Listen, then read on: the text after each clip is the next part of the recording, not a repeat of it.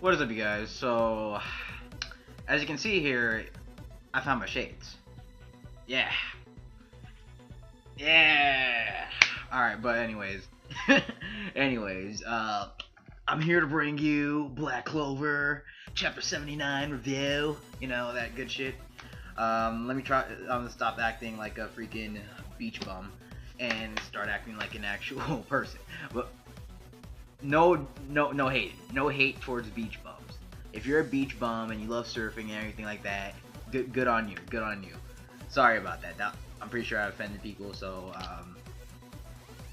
fuck, I'm gonna edit that out. But anyways, anyways, Black Clover Chapter 79 review. Okay. So basically, there's quite a bit to talk about in this chapter of Black Clover. And as I reread this chapter, I was thinking about doing maybe another discussion video, because I already have 2 discussion videos out of this chapter I have freaking planned. Like I already mentioned it in my my vlog video. Link in the description down below. It's like the first 4 to 5 minutes of the video. So I saved you guys some time. But watch the video. You know, I'm promoting my shit. It's my channel. I can promote whatever the fuck I want. I can promote whatever the fuck I want. But yeah, let me stop deviating on with the chapter. So, oh yeah, live reaction down in the link down below. But anyways, so the chapter from a structure standpoint, basically it was the beginning of the chapter was the stuff with William Vengeance and him finally unmasking himself. And not only that, but from then on, we moved to Yuno, and we learned that one of Yuno's objectives before he can become Sorcery Emperor is to actually become a Magic Knight Captain, which is something that I guess which was something that like I guess we should have like we probably already knew for the most part, because like if you're gonna like you need to rise up in the ranks and become a captain before you can become like the head honcho. Like you need to rise up in the ranks, because after Magic Knight Captain, it's if I remember the power listing right, after Magic Knight Captain, it's the Emperor. So yeah, and you have to, I guess, earn the points to the stars and everything like that to, you know, grade school stuff. Earn the stars, and then once you earn enough stars and stuff like that, showcase your leadership, contributed to the kingdom, enough. Then and showing like leadership and everything like that, you get promoted to Sorcerer Emperor. That's basically how it goes. And you have to be the strongest too. You have to be the strongest in the kingdom, no shit. But anyways, and then at the end of the chapter, we go to the Diamond Kingdom, and we get like a clear look, I guess, of what appears to be possibly the Diamond Kingdom's capital, and we see a familiar face. So there's like quite a bit to talk about in this chapter of Black Clover. So first off, the William Vengeance stuff. Alright. Like, dude, when we saw his face, like I said in my live reaction, it looked like, oh shit, hold on. Pop up. I killed the mood. When I saw his face, it looked like somebody literally threw freaking lighter fluid on his freaking on the top of his freaking head and then lit it on freaking fire. And I was like, shit. It's like, bro, what the hell happened? And apparently, from what he stated in the chapter, he was born with this like massive scar on his face. And I was like, damn. And then he said that he goes further and tells us about his backstory, tells Yami about his backstory and stuff like that, because Yami had a suspicion. But I did kind of have one suspicion there. How did William, like, because when William Vengeance was like, oh, so you think I'm the leader of the White Knight's Demon Eyes, huh? And you see a silhouette of and you see Lich and stuff like that. And it, to me, I felt like, does William Vengeance know Lich? Because I was like, yo, I feel like that's like a subtle drop right there. Like, yeah, like as William Vengeance, he possibly knows Lich. And I think he does. I honestly believe he does have some affiliation to Lich, and that's one of the discussion videos I am planning on doing about. Well, it's a theory video, but that's for another day.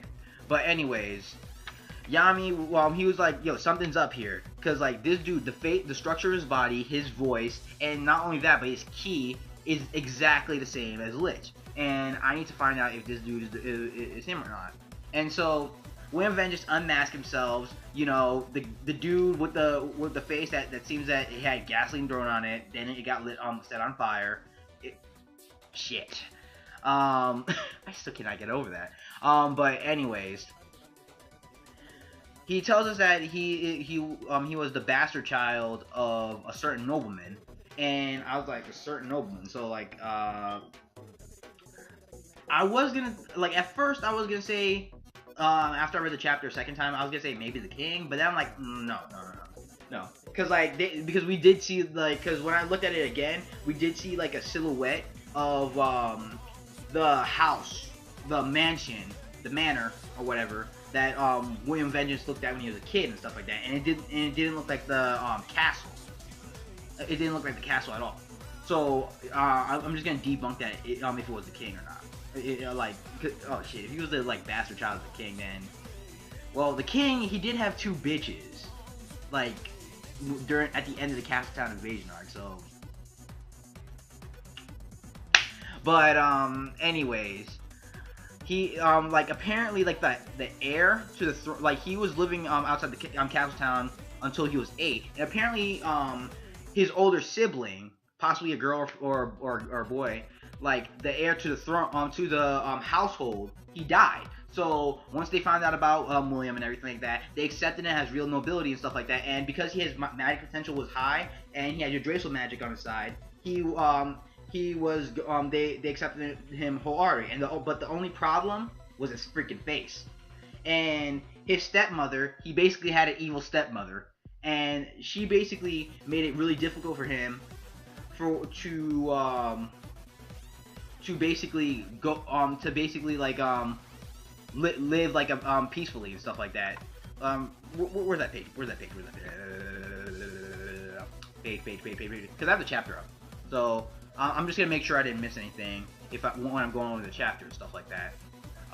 So yeah, like my face always turned everything sour. Not to mention his my stepmother went out of her way to make things difficult for me.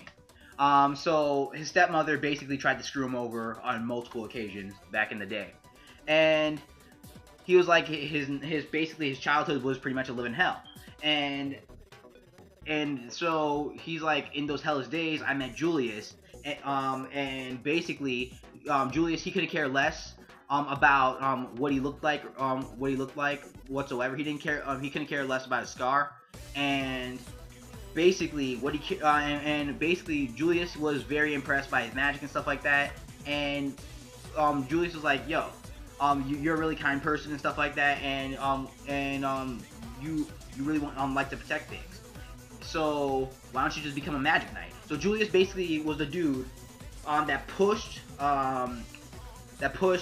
freaking William Vengeance to becoming a magic knight. So Julius does not only play an impactful role to Yami, but he also plays an impactful role to William Vengeance as well. So like then Julius then gives William Vengeance his mask, and William Vengeance is like, yo, this mask is really lame and stuff like that. And Julius was like, yo, nigga, I thought it was cool. And then but William Vengeance, he accepted the mask, and he was like really happy and stuff like that. And he's like, from that point on, like he basically offered his grimoire or tome, like, because like in different translations they either call it tome or grimoire. Like he offered it to Julius, and basically like he's offering his service to Julius to fight by his side and stuff like that. And yeah, and to be honest, as a subordinate would. So from then on, Yami, he further states that he heard the story before, as if he heard the story before. So maybe Julius probably told him the story before, told him a similar story in the past before or something like that. Who knows? And Yami says like reiterates that his face looks exactly the same as his, like, and he said he doesn't feel a hint of magic at all from his scar, and he concluded that the scar isn't like an illusion spell or was even made by magic at all. And the worst part was like basically, apparently, Yami, he can read it when he's reading his key and stuff like that. I guess you can read people's key for to see if they're like have like ill they're giving off an ill like a misleading aura or something like that, or like an ill threat, to see if they're like if they're gonna attack you or whatever, stuff like that. And basically his key was telling him that he's telling the truth and stuff like that. So Yami was like, yo, so do they just look like one another? So yeah, so there was that. So afterwards, wait, no. Let me, before I go on to the Yuno stuff, let me just finish talking about the William Vengeance stuff. So here's my thoughts. I do believe that William Vengeance does know Lich in some way, shape, or form. Like, he is connected to Lich. Maybe they may possibly be long lost brothers and stuff like that, because we do know that Lich and them, they were originally from the Kingdom of Clover. Henceforth their grimoires and stuff like that. And basically, they like something happened one day, and where their like entire race were wiped out and stuff like that. So here's one, and I do have a theory on that, and I may incorporate it into the theory video I'm gonna do with William Vengeance and affiliations with Lich and stuff like that. No, I might keep it separate. I might keep it separate when I'm talking about the Eye of the Midnight Star. I might keep it separate. But anyways, all I can say is it involves the king. It involves the king. All I can say is that. So yeah, they could be long lost brothers. Like maybe like Lich's dad. I mean, no, William Vengeance's dad. Like he once he banged this woman and stuff like that. This woman could have been Lich's mom or something like that. And you know, damn, like. But it was of a certain nobleman. So this certain nobleman, he may be brought back up in the story later on. But anyways, that's it for that. So when it comes to characterization, oh yeah, when it also comes to characterization for William Vengeance, we got his like his backstory pretty much, and not his full-on backstory, but like a backstory nonetheless. And not only that, but we learned that him and Yami, they met each other a decade ago, and in a battle, and they fought in a couple battles together as well. And not only that, but they actually both became Magic Knights around the same Magic Knight captains around the same time. And from then on, Yami and him didn't really consider themselves friends, but they've known each other for a while. And I guess Julius, what Vengeance says is like, I guess his mutual bond, I guess, with Yami, I guess like expanded more now that he's told Yami his backstory and stuff like that. Since he felt like he was alright with it and everything like that, and he was cool with it. So yeah.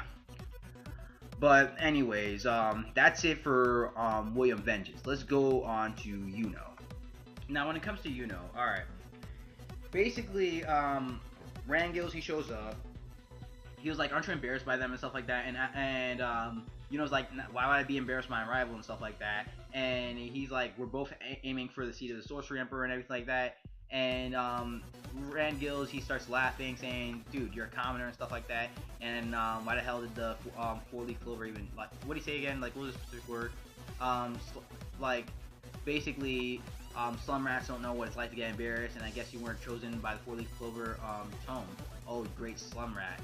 And I was like, wait, you weren't? I guess you weren't chosen by the four-leaf clover tome. You clearly see the freaking tome right there, nigga. So I was like, so Rangil's like, he's a spoiled brat. He's basically like your typical royal. He's a spoiled brat who just needs to be, who's like overpowered as hell. And basically, Yuno reveals like his next step on becoming to his goal to become Sorcery Emperor. And basically, and he also said that, like, you know, there's no rule, and we also get confirmation that there's no rules saying that some rat can't become Sorcerer Emperor. So he also says that his first step to become Sorcerer Emperor is to become the captain of Golden Dawn, which is and then Rangil gets pissed about that and stuff like that. So now we know. So when it comes to characterization, now we know, like, I guess one of Yuno's steps to becoming to reach his goal to become Sorcerer Emperor, and that's becoming captain of Golden Dawn.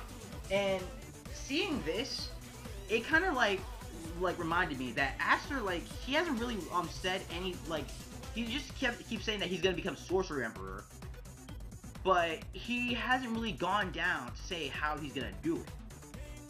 Like, he's just gonna, yeah, like, I'm just gonna keep fighting, and then eventually I just become Sorcerer Emperor. And I'm like, wait, but like, Yuno actually, from the looks of it, he actually has a plan to become Sorcerer Emperor. And so I was like, so that really made me realize that Asta, even though he says he's gonna become Sorcerer Emperor, he doesn't have a plan on how he's gonna get to become Sorcerer Emperor. As of now, basically, he's gonna have to become a Magic Knight captain in the future, given the ranking system and how it works. He's probably gonna become a captain in the future, Asta. But like, he didn't give himself a plan, and I guess because of the way the system is set up in the first place, I guess you just rise above the ranks and stuff like that. But I guess you could, but who knows? You can be an Emperor class Magic Knight and still not be Sorcerer Emperor. Like, but yeah, Yuno actually has a plan to become Sorcerer Emperor. Like, and yeah. So that's some good characterization for Yuno. And from then on, we cut over to the Kingdom of Diamond, which is the final part of the chapter, and we get to see, I guess, what the capital looks, well, silhouette of the capital. Like, you see great gates, and then like a bunch of what I'm assuming structures in the background, silhouetted in the distance, and it's like inside of a freaking canyon, dude. The G shit, it's like inside of a freaking canyon. So yeah, and then here's something that interesting, that intrigued me. So they mentioned like Golden Dawn, like, so Lotus informs these guys about Golden Dawns, what they're capable of and stuff like that. Mainly the three people that were there, i.e. William Vengeance, Rangills, and Yuno. And so one of the dude that Lotus was talking to, he could be the strongest mage of he could be like the Diamond Kingdom's equivalent to the Sorcerer Emperor. He honestly, this dude that Lotus was reporting to, and basically he's like, all right, so the outdated 8 generals did some use after all. From now on, we Mage Warriors, or he could be a Mage Warrior. We Mage Warriors will be taking the front stage, and we see freaking Mars. And when it comes to the Mage Warriors and stuff like that, I'm gonna do it in my Diamond Kingdom discussion video. I'm gonna like talk about them in my Diamond Kingdom discussion video, give my overall thoughts on them and stuff like that. But yeah, we see Mars, and we see like a fat dude, and like he has freaking diamond nipples, diamond nipples. And we see a black guy. So we see a black guy with he has like a stone face, man. Like, seriously, he has a stone face. Then we see this dude with like one of those pretty boy hairstyles, but he has like that creepy smile on his face. And the other two, we see them silhouetted. And there are 2 more people that are missing from this, and who I'm assuming are the other 2 new 8 generals, 8 of the 8 generals. So this to me seems as though if the Diamond Kingdom, they're completely reconstructing their entire system when it comes to the 8 shining generals and stuff like that. So, and these 2 were silhouetted, so I'm assuming these 2 are probably the most like, there's one that hasn't been shown, and there's another one that's silhouetted, and I'm assuming that these 2 are probably the most powerful ones of the 8 generals, of the new 8 generals. But there are 2 more that's missing, and that's where the chapter ends off. So overall, I thought the chapter, it was a great chapter of Black Clover, because we got the backstory of William Vengeance, who's been a character that's been like in the shadows for a very long time. And not only that, but we find out that Yuno actually has a plan to rise above and make it as Sorcerer Emperor. And from then on, we find out like something's going on in the Diamond Kingdom, and now they have these new. They completely replaced the old 8 generals with this new group of 8 generals, and I'm assuming that I'm speculating that they may like, since Mars is there, these other dudes that are right next to Mars, they could be also successful experiments from the Diamond Kingdom that the Diamond Kingdom are conducting, where they have more than one attribute of magic. That's what I'm assuming. So yeah, now we have a new threat known as the Mage Warriors. But will we dive into them? No, I don't think so. Not yet. Because I think Mars, he himself will he and Fauna will probably meet in the future. But as of now, like, I don't think the entire scope of the Mage Warriors and stuff like that is gonna. I don't think that's gonna happen until after we deal with the White Knight's Demon Eyes. So yeah. But anyways, overall, that's pretty much it for that's pretty much it for this chapter of Black Clover. I thought it was a great chapter of Black Clover, and I'm looking forward to where Tabayuki takes like each point each of the points I mentioned, where he takes William Vengeance, where he takes Yuno, obviously, because Yuno is going to be a key character. Well, he's a quintessential character to the overall story. So, and we're gonna take the whole stuff with the Mage Warriors when we get to it basically. So let me know you guys' thoughts on the chapter. Like the video, comment, subscribe, follow me on Twitter. Live reaction, of course, link in the description. The link in the description down below. Shit. And my vlog video, so you guys will know the other discussion videos I'm doing for Black Clover, is going to be in the link in the description down below as well. So, well, it's not just for Black Clover. Like, the first 5 minutes of that video is, like, stuff I'm going over in Black Clover, and other series that I'm going to review, and stuff like that, and yeah. And you get, like, a bit of characterization for me, like, I guess one of my hobbies. I tell you one of my hobbies in that video. And yes, I'm promoting my shit.